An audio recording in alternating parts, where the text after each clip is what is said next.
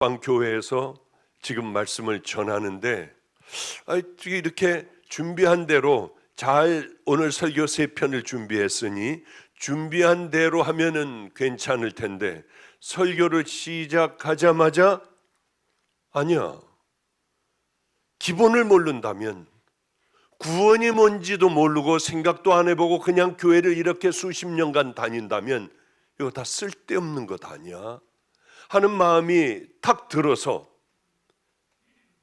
어떨지는 모르지만은 처음부터 가르쳐 주다가 보니 시간이 모자라더라고요. 시작하지 그저 앞에 조금 발을 담그고 설교를 그 다음에는 우리 하나님의 자녀들을 깨워야겠다는 마음으로 그만 그렇게 설교하다 시간이 다 가버렸습니다. 그래서 부지런히 다음 주에 다시 한번 다음 주에 다시 한번 하겠다고 하고 부지런히 이곳으로 또 왔어요. 우리 주님께서 강력하게 그 마음을 주신다면 다시 한번 기본을 다지고 내가 누구인가? 나 그럼 어떻게 살아야 되나? 구원을 받으려고 하는데 마음도 움직이지도 않고 그냥 딱딱해지는 나는 어떻게 해야 되나? 그래도 이 죄를 놓으면 나 인생 사는 것 같지 않은데 그럼 이 죄를 놓으려면 어떻게 해야 되나? 이런 부분을 같이 얘기를 할지 오늘 이 설교를 해야 할지 잘 모르겠습니다. 여기를 하고 나면은 교회에서 주는 밥을 먹고 일산으로 가서 또 하나님의 말씀을 전해야 돼요. 우리나라 나이로 72세가 되어 이렇게 그냥 열심히 돌아다닌다는 게 힘든데 왜 그러냐 하면은 저에게는 한 가지 주님을 만나고 난 후부터 지금까지 콱 하고 박혀 있는 게 하나가 있습니다. 그건 뭐냐면은 내가 주님께서 기뻐하시는 그 길을 걸어간다면 원하시는 그 삶을 내가 정말 살아간다면 주님의 기뻐하시는 것만 꼽아가지고 뽑아가지고 그래 이거는 살아낼 거야, 그래 이건 내가 반드시 할 거야 하면은 주님은 내가 고난의 때에 하나님은 나를 기억하시지 않을까?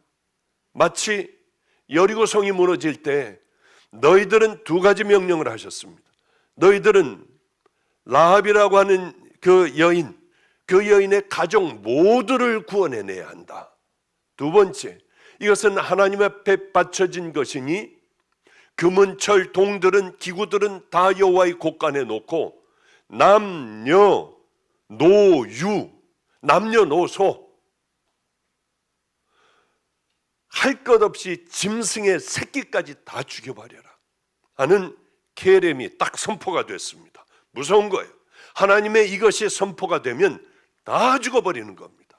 살아날 수가 없지만은 멸망받고 저주받은 그 땅에서 살아남는 자들이 있었는데 그들은 유일하게 하나님 마음에 있었던, 하나님 기쁘게 해드렸던 그 삶을 살았던 자녀들이에요.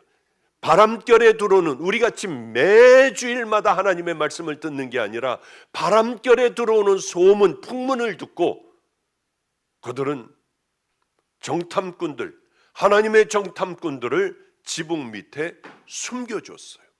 그것이 하나님께서 기억하신 바가 된 거예요. 그렇다고 하면은 우리가 진정 하나님의 살아계심을 여러분들이 깨닫고 그것이 정말이라고, 천국과 지옥이 있고 내가 이 땅에 사는 동안에 내 선한 것을 기억해 주시고 하나님께서 내 고통당할 그때에 치유하여 주시고 회복시켜 주시고 풀어주시고 자녀들의 문제도 기도하면 하나님께서 열어주시는 그 방법이 뭘까?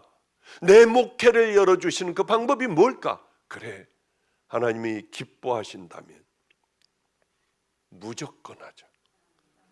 내가 능멸을 당해도 사람들이 나를 향하여 침을 뱉어도 교도소에 가서 앉아 있어도 하나님이 기뻐하신다면 무조건 그 일을 하고 일단 그 길을 향하여 걸어가자. 그게 제 신조처럼 돼요. 그렇게 늘 머물렀습니다. 그러니까 저번 주일도 온다고 하고 제가 여기 펑크 냈습니다. 마가의 다락방도 펑크를 냈어요. 토요일이었습니다. 열심히 설교 준비를 하고 있었어요. 근데 갑자기 하나님께서 내게 주신 축복을 생각해 보니까 이게 너무 많은 거예요. 이렇게 필그림 성격교회도 세워야겠다. 또 하나의 교회가 아니라, 또 하나의 예배 장소와 사람들 끌어모으는 그곳이 아니라 정말 구원은 뭔가? 우리 성도들이 당연히 가야 할 그 길은 어떤 길인가? 하나님을 기쁘게 해드리는 믿음의 자녀들, 용사들로 만드는 그 방법은 뭔가? 그것 때문에 세웠어요. 또 하나의 교회가 이게 왜 필요해요? 마가의 다락방 그것을 크게 키워놓으면 되잖아요. 우리가 여기에 이렇게 돈 쓸 바에야 우리가 크게 만들어 그저 한 2, 3천 명 정도 들어올 수 있는 공간을 만들면 되지. 뭐 때문에 여기 루원이라고 하는 곳에 여기를 왜 만들겠습니까? 여러 교회 필그림도 마찬가지예요. 만약에 하나님의 뜻대로 살지 못하는 교회가 된다면 이 교회는 많은 교회, 발에 치는 교회, 나와보면 여기저기 십자가 있는 교회와 뭐가 다를 바가 뭐가 있느냐는 거예요. 이 교회도 정신을 차려야 해요. 교회는 나눠주는 교회, 다 나눠주는 교회. 저는 여태까지 설교해왔던 게 그렇게 해왔습니다. 여러분들 11조 감사헌금, 여긴 제일 작게 나오는 곳이에요. 정말 안 나와요. 이렇게 가난한 교회도 잘 나옵니다. 우리도 최선을 다하여 믿음의 길을 걸어가니까. 그런데 교회는 정말 가난해야 돼요. 성도들은 열심히 연보하고 우리는 그 돈을 가지고 열심히 귀한 일들을 하고 성도들은 낼 필요도 없어요. 11조나 감사헌금이나 이런 것들을 가지고 가난하고 병들고 개척교회 나가서 헌금하고 여기 그래서 이름 쓰지 말라고 제가 했었습니다. 이제 곧 시간 되면 문도 다 닫아버리려고 해요. 가장 중요한 건 몇 명을 끌어모으느냐가 아니라 정말 구원받은 믿음의 자녀들이 가야 할 그 길을 걸어가는 게 중요하지, 준비 안 하고 있다가 어느 날 문득 하나님 부르실 때에 그 심판대 앞에 다 서게 됩니다. 그때 어떻게 하냐는 거예요.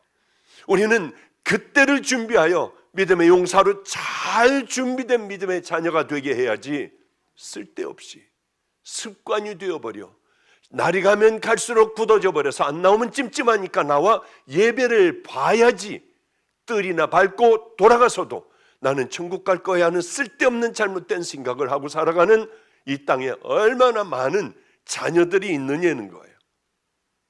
그거는 재앙 아니에요. 재앙이에요. 정말 잘못된 일 아니에요. 설교를 하다가, 준비를 하다가 하나님께서는 우리에게 너무 많은 것을 주셨어. 그러면은 우리가 정신 차려 무엇을 해야 할까? 너무 다들 커졌어.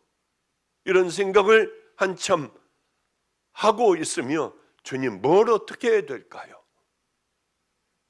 잘못하면 교만에 물들기도 하고요. 그래서 그러고 있는데 카톡 하나가, 휴대폰을 놓고 하고 있는데 카톡 하나가 저번 토요일에 툭 하고 오더라고요. 봤더니 어떤 카톡이었냐면, 목사님, 우리는 너무나 작은 양주, 의정부 저쪽 가는데 양주라고 하는 곳에 아주 작은 교회입니다.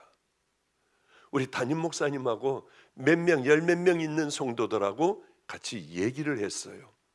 박보영 목사님이 오면 얼마나 좋을까.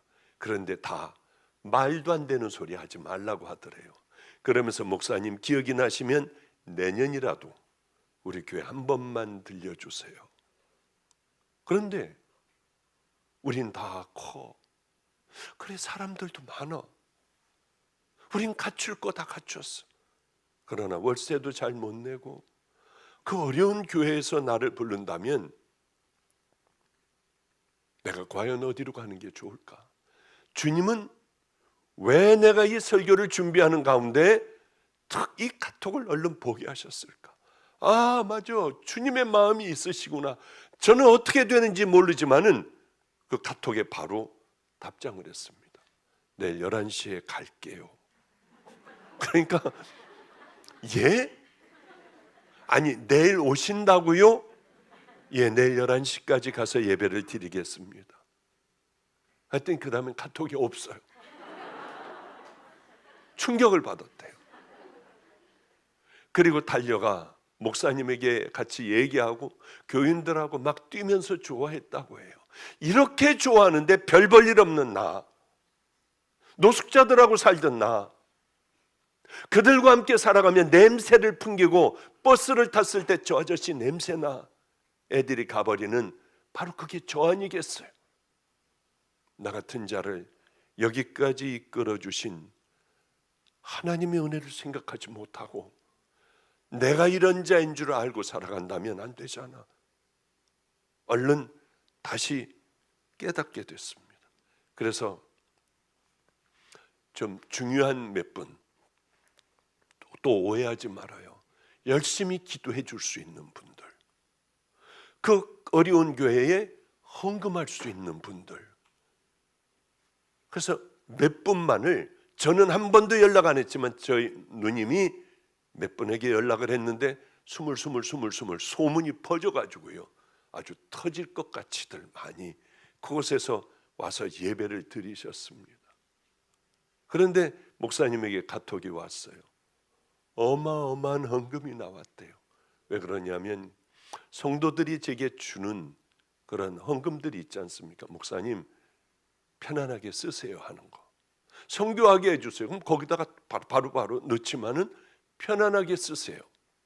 그분들이 어떤 사연이 있으면 얼른 한마디 적어놓고요, 그리고 그분들의 이름으로 헌금도 이렇게 다 하니 아마 꽤 헌금이 됐던 모양이에요. 이렇게 그분들이 행복해 하는데 왜 그걸 놓치겠습니까? 다음 주에는 그래 이번 주에는 내가 여기 쓰고 다음 주에는 또 못 쓸 것 같아요.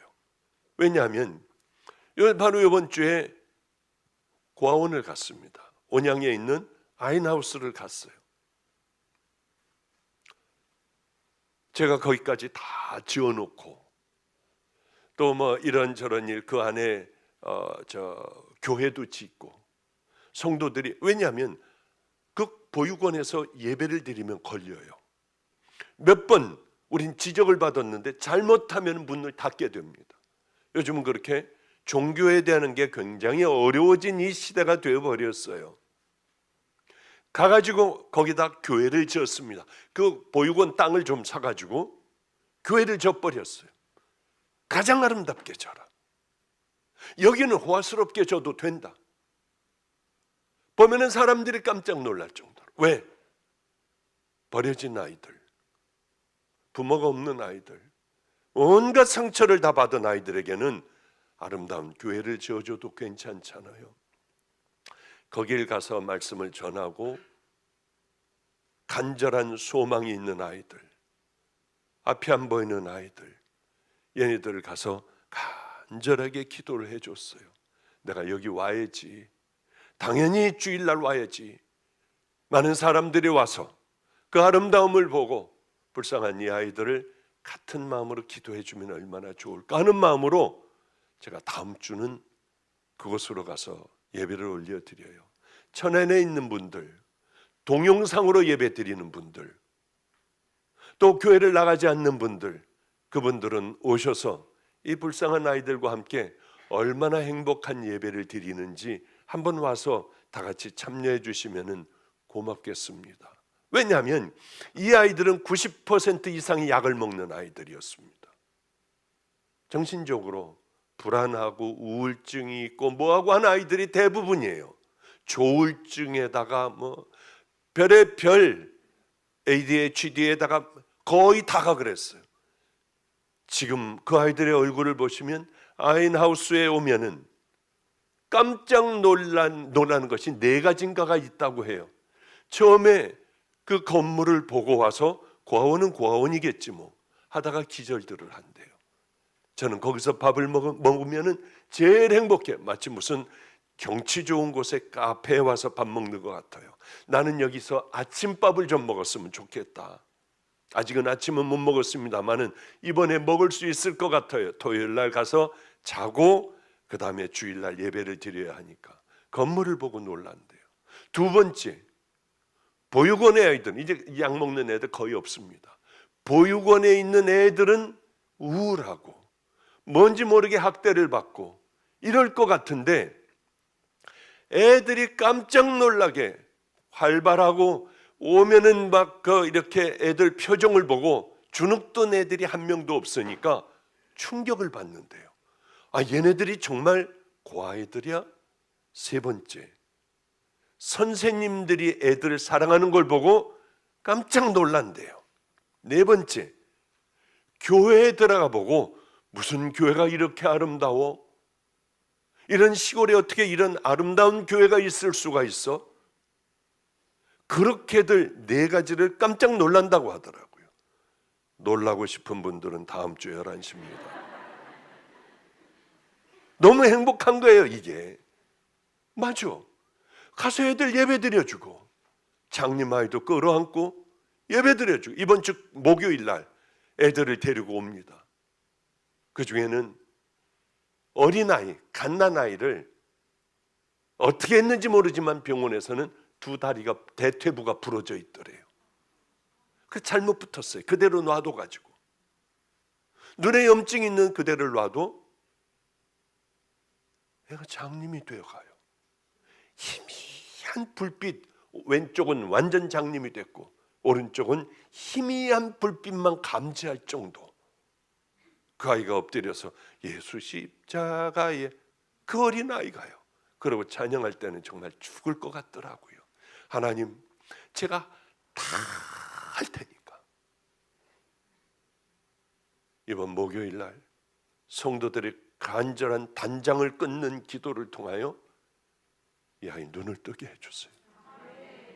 제 모든 인생을 다 바치겠습니다. 그 기도를 하고 있는 중이에요.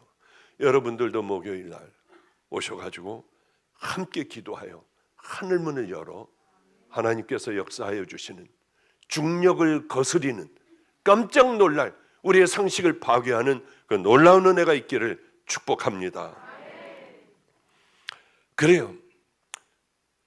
이게 하나님이 뭘 기뻐하실까? 죄송해요. 오늘 본문은 또 못할 것 같아요. 이렇게 가야 할 것 같아요. 근데 이게 사실은 재밌잖아요. 더 은혜가 더 되잖아요. 다른 것보다도 밤낮 여기서 주일날 그냥 이 위성조 목사가 정말 입에 거품을 물고 그냥 마이크를 먹을 것 같이 쫙 하고 찬양하고 해도 안 되잖아요.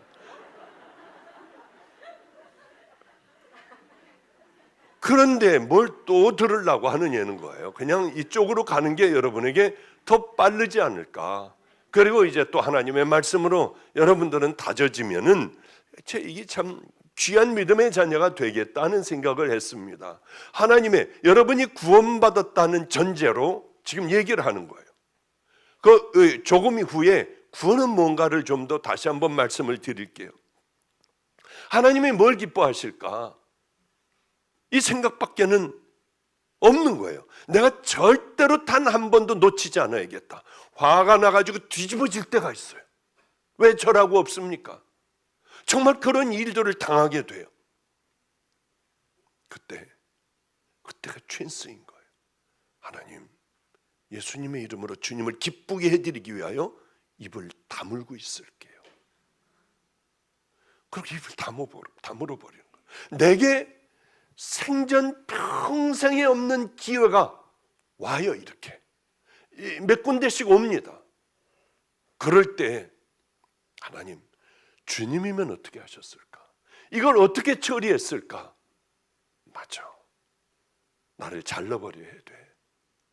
대부분 그렇게 주님이 기뻐하실 거 아니야, 기억하실 거 아니야, 이거는. 그리고 내 스스로 끊어버리고 주저앉아 버렸던 적들이 꽤 있어요. 왜? 주님이 기뻐하실 것 같았어요. 그런 예를 들면은 시험 드는 분들도 있고 별의별, 이제 이거 어떻게 하지, 나는 어떻게 하지 할 때에 구원의 손길이 딱 들어와요. 그래도 잘라버렸어요. 그리고 다시 재난의 현장에 들어가 엎드려 있었는데 쭉 와서 뒤를 돌아보면 다 해결이 되었더라고요. 하나님의 방법으로 해결이 되었더라고요. 우리 여기 앞에서 끄덕끄덕거리고 아멘 아멘 하고 있는 이광진 목사가 끄덕거려요. 근데 조는 게 아니라 할렐루야 할렐루야 눈을 똑바로 뜨고 끄덕끄덕해요. 이 이광진 목사가 은혜 받으면 그러면 이게 다 끝난 건데 하는 생각을 하기도 합니다. 하여튼 어쨌든 간에 대학교 4학년 때에 이제 조금 있으면 졸업인데 어느 날 기도하는데 아까 신천지 얘기가 나왔잖아요. 여기서 신천지 이제 하지 말라는 거 2가지가 나왔잖아요. 근데 저는 기도하면서 이놈들이 자꾸 왜 파리떼들 같이 왜 이 교회로 들어와 믿지 않는 저 무당이나 이 사람들한테 가지 화가 나더라고요. 그런데 주님께서 제 마음에 너도 들여보내. 그래서 주님도 쟤네가 오면 우리도 가야 하는 거 그걸 가르쳐 주시나 하고 이제 애들에게 야야 너 학교 다니지 말아라. 예 목사님 명령을 하시면은 안 가겠습니다. 왜요? 신천지에 좀 들어가 봐. 예? 아니 네가 들어가서 한번 어떻게 저놈들도 들어오니까 니네들도 한번 들어가 봐. 학교 관두고요? 응. 예 그럼 관두겠습니다. 학교를 관두고 감리교 신학대학 근처에 이게 숨겨진 공부하는 데가 있어요. 그리로 들어가게 되었어요. 가가지고 얼마나 이게 막 걔네들은 아주 여기 귀에 못이 박히도록 같은 거 반복해서 얘기합니다. 그래서 여기 아주 집어넣어놔요. 그래서 제 광진이가 혹시 저것도 이게 콱 들어가면 어떻게 하지? 근데 어쩌다가 집에 들어오면 애들 앉혀놓고요 비유풀이를 하는 거예요. 짝 맞추기 하고 신천지에서 하는 거. 야 인마 너 그거 하지 마. 그거 왜 해? 비유풀이는 왜 해 세상에? 근데 기가 막힌 거예요 이게. 이렇게 보면은 대충 보면은 다 빠지게 돼 있어요. 그래서 이제 그런 훈련도 시켜 그 다음에는 야 너는 제가 들어가서 뭐 해야 합니까? 한 가지만 해. 한 가지만 하는데 이만희는 이 땅의 보혜사다. 그렇기 때문에 영생을 한다고 가르칩니다. 이만희는 영생한다. 이것만 얘기해. 그냥 입에 거품을 물고 우리 이만희 선생님은 영생을 한다. 왜 이 땅의 보혜사다. 그리고 끝에 한마디 해라. 죽으면 이건 다 가짜다. 그거를 꼭 다뤄놓고 막 그거에 대하여 너는 우리 교주는 영생한다. 그러나 죽으면 이거 다 가짜다. 자꾸 그걸 얘기를 하니까 얼마나 이 사람들이 부담스럽겠습니까? 저는 그때에 하나님께서 이광진 목사를 보셨을 거라고 생각을 해요. 그러다가 그만 조영기 목사님 근데 거기 왜 내가 들어갔는지 유명한 사람들 딱 들어가는데 왜 제가 들어가는지 박보영 목사 이 사람 참 불쌍한 사람이다. 행위로 구원받는다고 한다. 그러니까 다른 애도 들어갔습니다만은 우리 집에 있던 애들이었어. 같이 살던 애들이었어. 이광진 목사가 일어나서 그분은 행위신앙자 아니다. 이 세상에 정말 짜증이 나더라고요. 그 많은 세월들을 가서 그 고통을 당하다가 그러다가 그만 간첩인 줄 알고 쫓겨나 버렸어요. 전 다른 거는 잘 몰라요. 하나님 사랑하는 마음으로 같이 이렇게 쫓겨나건 뭐하건 일단은 해보는 거예요. 하나님 나라가 무너지게 생겼으니까요. 이런 일들은 우리 주변에 너무 많았습니다. 그래요. 동성애자들 가는데 그냥 가서 둘러놓아버려. 차들 한 바퀴도 못 가게 해. 정말 인천에서 동성애 축제를 열 때에 바퀴 하나가 안 돌아갔습니다. 저 동인천역까지 쫙들 우리 성도들이 서 있고 그 중간에 성도들이 기도하는 가운데 동성애 하는 애들이 쭉 그쪽으로 해서 나가게 그렇게 타협을 보고 그렇게 했던 그런 기억도 있고요. 이제는 제가 은퇴했어요. 저는 약속을 했습니다. 은퇴하면서 나는 은퇴한 늙은이가 여기 이거 해라 저거 해라 저것들 해라 그걸 싫어하거든요. 그리고 뭡니까 당신들은 헌금 여기다 하지 말고 갖고 다니면서 열심히 정말 그렇게 헌금을 해라. 당신들의 손이 축복을 받을 거다. 늘 그렇게 가르치고요. 교회 문도 닫아버렸어요. 다 같이 가가지고 개척교회 가서 예배를 드리며 이 교회들을 살리려고 하는데 문제가 하나가 있더라고요. 제가 그걸 간과했습니다. 목사들을 가리켜서 사람들을 보내야 하는데 그렇지 않으니 이 사람들이 담을 그릇이 되지를 못하니까 이따가 다들 다른 데로 나가버리는 거예요. 돌아오진 창피하니까 못하고. 그런 것들을 깊이 깨닫게 되었어요. 하여튼 하나님께서 원하시면 뭐는 못할까? 다른 건 못할까? 야, 니네 신학교에 장승이 생겼어? 가서 다 찍어버려. 어떻게 해요? 아니 그냥 다 찍어버려. 주일날 할게요. 왜 주일날 해? 다닐 때 해. 다 다닐 때 거기서 도끼로 찍는 거야.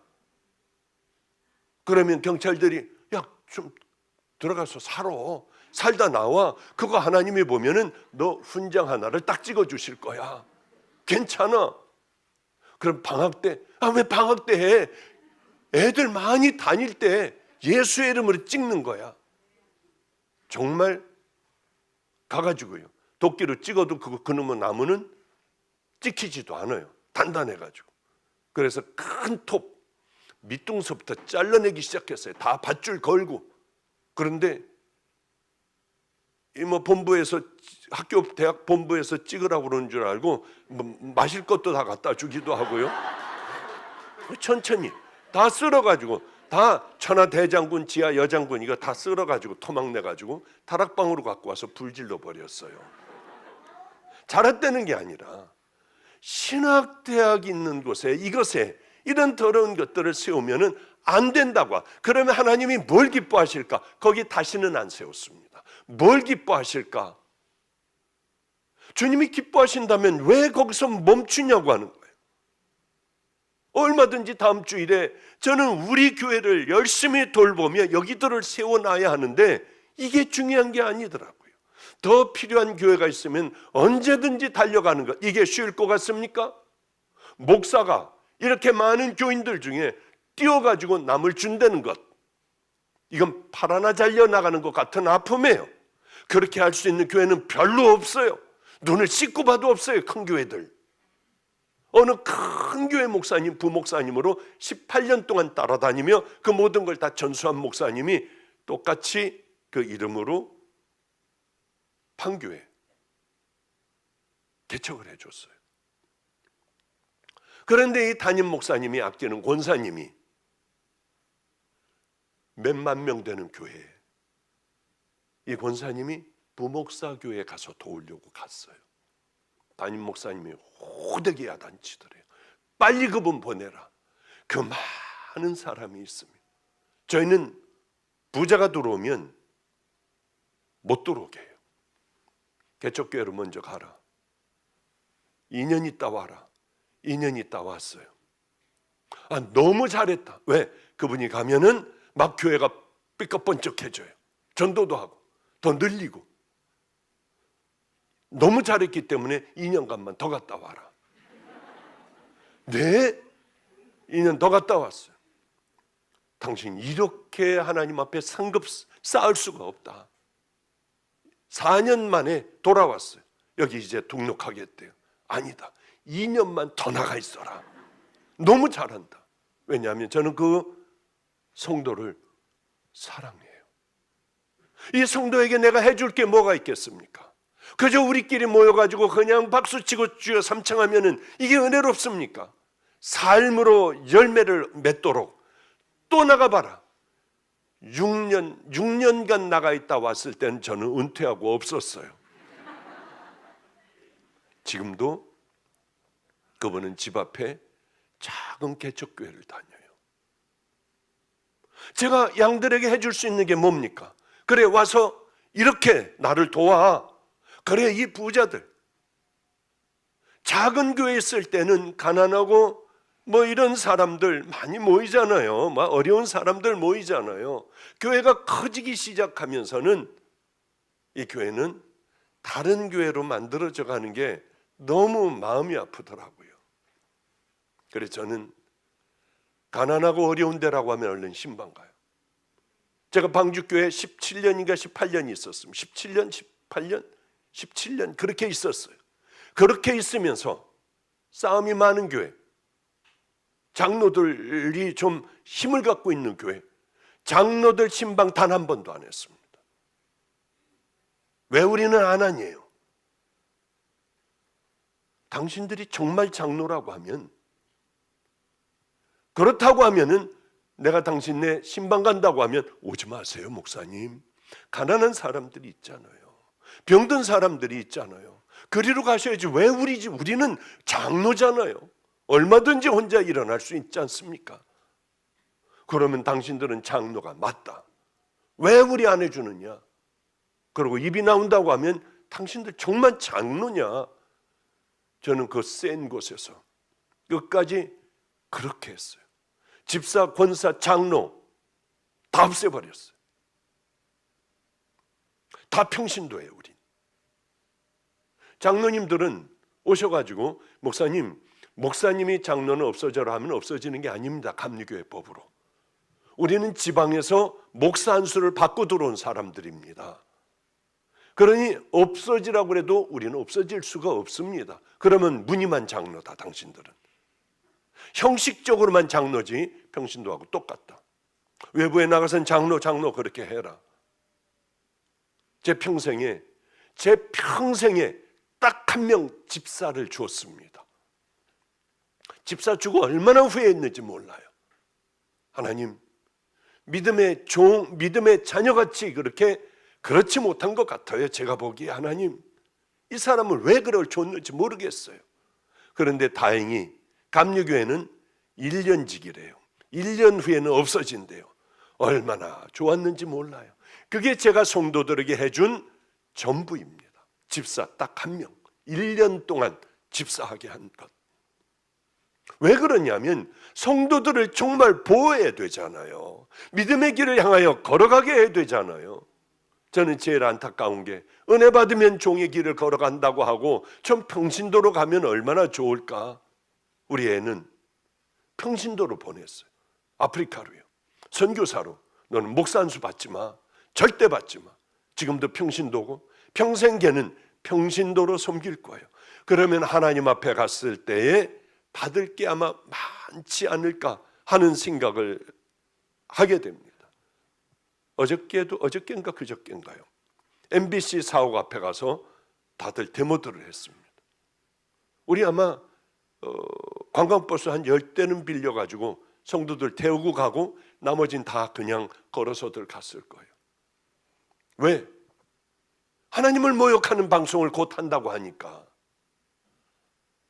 악한 방송을 한다고 하니까 우리들은 참을 수가 없잖아요. 하나님께서 기뻐하시는 그 삶, 피곤하고 또 귀찮고 나한테 손해가 된다고 해도 우리는 그 길 걸어갈 수밖에 없는 그 사람들이 구원받은 믿음의 자녀들이라고 봐요. 그냥 오늘은 끄적끄적 한 번은 짚고 지나가야 되죠. 인간이 살아가는 데 있어서 가장 중요한 게 뭘까요? 나 구원받았나? 그러면 나는 올바른 길을 향해 걸어가고 있나? 나는 누구인가? 나는 어디로 갈 건가? 이걸 생각을 해야 되잖아요. 어느 부자가 있었습니다. 땅도 엄청나게 넓었어요. 그래 가보니까 대풍이에요, 대풍. 이거를 넣을 데도 없어요. 그래서 이런 생각을 합니다. 내가 저 곡간을 다 헐어버리고 크게 지어야지. 그래서 이 많은 것들을 다 집어넣어야겠다. 현찰로 뽑을 건 뽑고 내 평생에 편안하게 살아가야겠다. 이제 내 영혼아 먹고 마시고 쉬고 하며 걱정 없이 살아가야겠다. 대단히 흡족했어요. 우리들 꿈 아니에요, 그게요. 그렇게 정말 살아가는 사람도 있고 꿈도 못 꾸는 사람이 있어요. 밤낮 이 빛에 쪼달려 사는 사람도 있고요.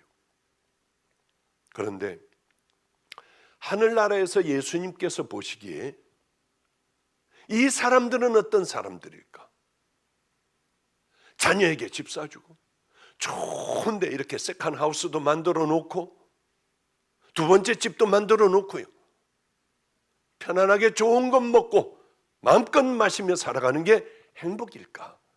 하나님 편에서는 가장 어리석은 자라고 하세요. 가장 어리석은 자. 왜 이 부자를 가지고 어리석다고 할까요? 하나님의 눈으로 보면, 하나님 나라의 눈으로 보면 말도 못하게 어리석은 바보 같은 자라고 하는 거죠. 왜? 하나님 앞에 가야 해요. 다. 여기 하나님 앞에 안 설 사람이 있습니까? 오늘은 문득 다 서야 하는데 제가 만났던 사람들이 생각이 나서, 아니 설교하러 올라가 가지고 이 설교 버리고 그 얘기를 좀 했어요.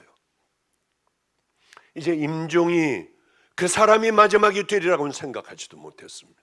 가면은 눈을 부릅뜨고 저 오길 기다려요. 저 오면은 막 비틀어요. 한마디 하더라고요. 눈을 벌떡 뜨고, 나 지옥 가요? 그리고 이 옷을 잡은 옷을 너무나 꽉 쥐고 있어서 그게 이분에게는 가장 큰 고민인 거예요. 지금 꽉 붙들고 있어서 이걸 어떻게 손을 풀 수도 없어요. 나 지옥 간이에요. 준비를 안 해놓은 거예요.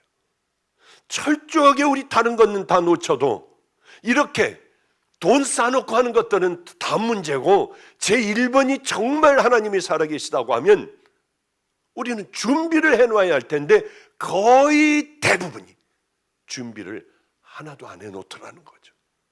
장로건, 그가 목사건, 전도사건, 평신도건 간에 철저하게 하루하루를 그거를 준비하며 살아가는 그 사람이 가장 지혜로운데, 겉으로 보이는 교인들 모으는 거, 또 교인들로서는 예배 한번 보는 것, 그게 다인 줄 알고 그렇게 살아가면 구원을 받는 줄 아는데 마지막에 가니까 이게 아닌 것 같은 거예요. 그러면 어떻게 하겠냐는 거예요. 마지막에 내가 살아온 삶을 뒤를 돌아보면 이게 아닌 것 같으니까 꽉 붙잡고 안 가요. 제가 할 수 있는 게 있습니까? 그때 목사가 당신 천국 가 얘기할 수 있나요?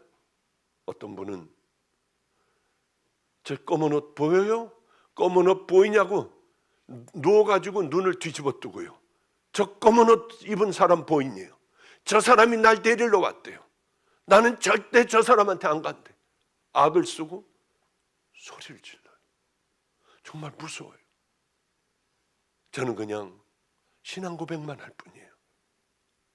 제가 할 수 있는 건 신앙 고백을 하고 영혼을 편안하게 해달라고 해도 멈추질 않다가, 그렇게 힘을 주다가 그분은 모든 것들을 다 내려놓더라고요.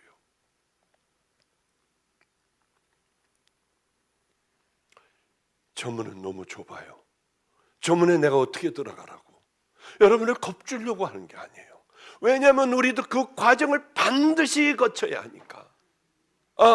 그 생각이 오늘은 마가의 다락방 교회에 올라가 설교를 하려고 하고 이제 뭘 읽고 뭐 광고가 나가고 이 화면이 비춰지고 하는 그때에, 맞아,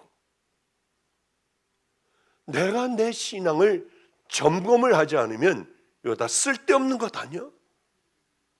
다 아무것도 아닌 것 가지고 우린 붙들고 이게 믿음인 줄 알고 가다가 주님께서 너 여기 아니야 하면은 영원히 뒤집어져도 살을 다 발라내도 돌아올 수 없는 길이라고 하는 거예요. 이 땅에 살아있을 때의 모든 것들이 다 결정이 되는 것이 하나님 나라라고 하는 거죠. 그 생각이 팍 들어오니까 일반 설교를 할 수가 없더라고요. 그러면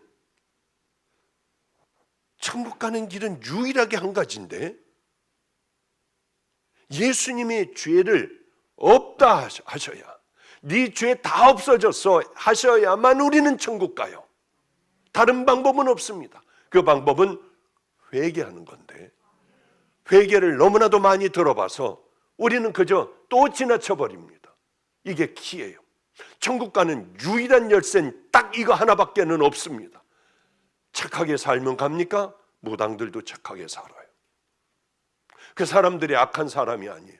중들도 착한 사람은 말도, 이것도 고치라고 그랬죠. 스도 착하게 살아요. 그럼 그 사람들 다 열쇠 갖고 다 천국 들어갑니까? 예수님 아니면 안 돼요. 회개 아니면 안 된다고 하는 거죠. 회개는 그래, 나를 짓누르는 이 죄, 내가 그때 그렇게 악하게 굴었었지. 이 악한 거 생각만 해도 나도 지금 싫어요. 예수 믿으면서. 그거 털어내는 게 회개입니까? 죄의식이 있어요. 그 어떤 더러운 죄들,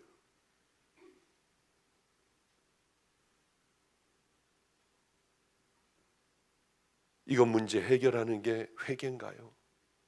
그거 아니에요. 회개라고 하는 거는 속 사람이 변하는 겁니다. 가치관도, 삶도, 마음도, 우리들의 모든 것들이, 생각도 이제는 바꿔야 하는데 이게 내 맘대로 되느냐는 거예요. 이렇게 머리가 허연 분들, 제 나이 된 분들, 70이 넘어가면지 뭐 60이든지 하여튼 60도 그럴 거예요 아마. 55세 정도 넘어가면은 마음이 굳어져 버립니다. 눈물도 안 나와요. 그냥 소리내서 입으로만 울어요. 눈가만 약간 촉촉해질 따름이지. 회개를 하려 해도 여기서 안 나와요. 마음으로부터라고 하는데, 그럼 그 사람들 다 지옥 가야겠습니까? 마음으로 안 되는 거. 이것마저도 안 하면 여러분들 소망이 없을 것 같아요. 틈나는 대로 하나님, 나 마음으로 안 되니까 간절한 천국 가고 싶은 마음은 있습니다. 그러나 내가 죄인이라는 게 이게 잘 느껴지지도 않고, 옛날에 그 끔찍한 죄들, 그 쌓여있는 이 찌든 죄들, 이것도 내 마음에 그렇게 막 통곡하고 그게 없는데 어떻게 합니까? 그런 분들은 잘 들으세요. 밤에 자면서든지 샤워하면서든지, 하나님, 나 내 죄를 알게 해주세요. 나 이러이러한 죄진 악한 자 아니에요. 나 이게 마음이 안 되니까 이거 어쩔 수 없지 않습니까? 그걸 어떻게 하라고. 그런데 나 삶으로 한번 살아볼게요. 그냥 늘 하듯이 사납게 사람들에게 막 소리 지르고 악을 쓰고 그 원수만 보면 멱살을 가서 잡고 하던 내가 그를 선대해 주는 거예요. 좋은 얘기를 하는 거예요. 남에게 빚을 졌어. 띄어먹어버리고 남의 눈에 피눈물을 나게 하는 게 아니라 이제 갚을 수 있으면 가서 갚는 거예요. 만약에 내가 집을 팔아서라도 갚는 거예요. 만약 이게 안 된다고 하면 난 아무것도 없어요. 찾아가 무릎을 꿇고 정말 나를 용서해 달라고, 작은 것부터 한 푼 한 푼 한번 가려가겠다 라든가, 길을 지나가는데 나는 돈이 없어, 힘들게 리어카를 끌고 올라가는 사람이 있어요. 할아버지가 뒤에서 조용히 밀어주는, 그리고 할아버지를 위하여 기도하는, 그것도 나는 싫어. 난 그런 것도 못해. 그 다음엔 알아서 세월이 흐르면 결국은 그 앞에 가게 되는데 그건 여러분의 선택이에요. 근데 마지막에 가야 사람들은 그때야 꽉 붙들고 뭘 어떻게 하지? 어떻게 해야 되지 나? 대부분이더라고요. 저하고 똑같아요. 주님이 이제 10년 후에 오신다 하는, 저는 9년 정도는 놀 것 같아요. 이렇게 살 것 같아요. 1년은 열심히 해야지. 열심히 안 돼. 왜? 9년을 그렇게 살아왔는데 마지막 주님 오실 1년이 잘 살아질까요? 안 되는 거예요. 하려고 몸부림을 쳐도. 늘 준비를 하지 않으면 그 마지막 한 달도 어려운 거예요. 이게 우리 인간들 아니에요. 인간들. 가장 중요한 거는 하기 싫어도 한 걸음이라도 뛰고, 그게 정말 바른 길이라고 하면 늘 언제나 우리들의 삶 속에 착하고 귀한 일들을 하며 내 삶을 바꿔가며 하나님 앞에 간절하게 그렇게 나를 구원시켜 달라고 하는 그 믿음의 기도도 난 그것도 하기 싫어. 이 예배 한번 보면 되지 않겠어? 뜰만 밟을 뿐이에요. 여러분에게 아무 유익이 없어요. 그러니 마음껏 나가 놀아요. 타락할 대로 다 타락하고, 그거 하나도 못하고 지옥 가면 안 되잖아요. 그러나 우리는 그런 멍청하고 어리석기가 짝이 없는 정신 이상자들 같은 그런 삶을 살아가서는 안 됩니다. 생명을 다해 그저 하루하루를 믿음을 향해 우리의 신앙을 돌보지 않으면 안 돼요. 자꾸 들춰봐야 돼요. 가만히 있으면 세상이 더러운 게 스물스물 내 안으로 들어와 버려요. 이걸 막아버려야 됩니다. 우리 주님은 이걸 물으실 거예요. 너 예수 그리스도의 신부로 살아왔니? 너는 좁은 길을 걸어왔니? 넌 정말 회개하고 그것과 싸웠니? 그럴 때 뭐라고 대답할 거예요? 이게 구체적으로 우리에게 이제 옵니다. 구원받는다고 하는 것은 작은 습관적인 죄 하나 버리지 못합니까? 습관 하나 바꾸지 못합니까? 그저 아무 일 없었듯이 죄를 짓고도 그렇게 살아가는 게 우리라고 하면 애초에 여러분 믿음은 구원받은 믿음이 아닐 거예요. 그런 사람들이 교회에 무지하게 많이 생기기 시작을 했습니다. 오래전부터요. 교회는 비빔밥이 되어버렸다고 저는 오래전서부터 얘기를 했어요. 골라내기도 힘들어요.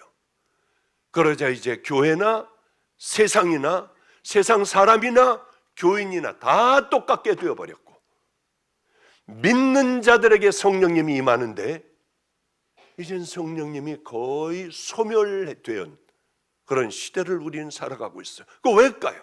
왜일까? 왜 성령님은 이 시대에 역사를 안 할까? 탄압받고 고통당하고 신음하는 그 시대에는 강하게 역사하셨는데 이 시대에는 왜 도무지 이렇게 냉랭한 시대를 우린 살아갈까요? 왜냐하면 구원받은 수가 적으니까. 어느 교회를 가도 동일하더라고요. 우리만큼은 거기서 벗어나려고 몸부림을 치며 여기까지 우리는 왔어요. 그래요. 회개는 뒹굴고 우는 게 아니에요. 하나님께서 모든 걸 판단하세요. 정말 그 죄와 싸웠나? 내가 죄인이라는 걸 알고 이 죄하고 악착같이 싸웠나? 하루하루를 승리하며 살아가나? 우리 주님은 이걸 보세요. 여러분들이 이제는 우리는 다시 생각해야 합니다. 잘 안 되면 생각으로도 마음으로도 늘 기도하세요. 내 영혼을 위하여, 내 자녀들을 위하여, 내 남편을 위하여 끊임없이 기도하며 착하고 선한 일들, 우리 교회 안에서 주님 앞에 해야 할 내가 해야 할 일들을 최선을 다하며 하나님 구원의 길로 인도해 주세요. 그리고 여러분들 주님의 기쁨이 되는 그곳에 머물러 있다면은 주님께서 여러분같이 귀한 성도님들같이 귀한 분들을 왜 얼른 너는 내 자녀라고 인을 쳐주지 않겠냐고 하는 거예요. 우리 모두가 다 하나님의 도장을 받는 믿음의 자녀들이 되어 우린 한 심령도 탈락되지 않고 그저 묵묵히 하루하루를 그저 하늘나라를 바라보며 나를 뒤를 돌아보며 나를 십자가에 못 박고 날마다 우리 주님 닮아가시는 필그림 성교교회 성도님들, 또한 동영상을 시청하고 계신 귀한 성도님들 되시기를 주님의 이름으로 축복합니다. 기도하겠습니다. 하나님 아버지, 우리 다 이 그저 죽어가는 세대에 우리들은 깨어나기를 소망합니다. 하나님, 세월이 흐르며 우리도 모르게 들어왔던 이것들 다 내보내게 하여 주시고 다시 한번 일어나 성령님 강하게 역사하여 주시며 아버지 하나님의 자녀로서 세상과 타협할 수 없는 늘 주님의 기쁨이 되는 그 길을 걸어가기를 소망합니다. 다니엘이 되게 하여 주소서. 사드락, 메삭, 아벳느고가 되게 하여 주시옵소서. 남겨진 바알에게 절하지 않은 7,000인이 되게 하여 주시옵소서. 우리 주님, 바보같이 나는 아무것도 못해 사단이 주는 생각에서 벗어나 이제는 깨어나 그 길을 향하여 구체적으로 걸어가는 은혜의 우리 성도님들 되시기를 간절히 간구합니다. 주여 성령님을 통하여 이루어 주시옵소서. 이제는 어리석은 우리들, 죄 가운데 있는 우리들, 돌아설 줄 모르는 완악하기 짝이 없는 우리들을 위하여 대속의 십자가를 지시고 천국길을 열어놓으신 우리 구주 예수 그리스도의 은혜와 더럽기가 짝이 없는 이 세상에 가장 귀한 독생자를 보내주신 하나님 아버지의 놀라우신 사랑과 오늘도 깨닫게 하여 주시사 그저 마음은 안 돼도 이제는 내 삶으로 간절한 기도로 그 믿음의 길을 향하여 걸어가겠다는 생각을 주시는 성령님의 내주교통 감동하심이 이곳에 모여있는 우리 필그림 성격교회 성도님들 머리 위에 동영상을 시청하고 있는 성도들 아버지